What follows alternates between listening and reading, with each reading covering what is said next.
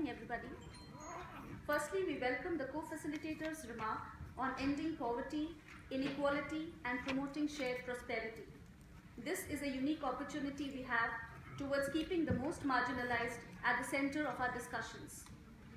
We are very concerned with the growing emphasis on private financing. Public-private partnerships, although important, must be made accountable and subject to public scrutiny and regulatory frameworks of human rights, international labor laws, and environmental standards. Equally, public sector reformation is necessary, and we call for equitable, fair, and non-discriminatory taxation, fighting tax evasion, and combating corruption.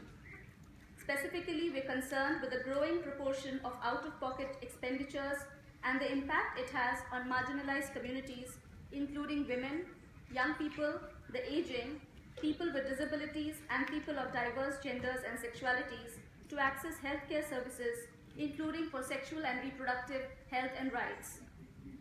Asia Pacific is the costliest region to fall sick in due to a high level of out-of-pocket expenditures. Having worked as a social worker on gender-based violence, I'm aware that such a situation gets magnified for a woman facing spousal violence with no recourse to income and often saddled with rearing her children. Or, in the case of a transgender person who has been rendered homeless and unemployed because of discrimination and prejudice. In addition to lack of empathy by health officials or even outright refusal for treatment, high out-of-pocket expenditures often escalate their experience of violation.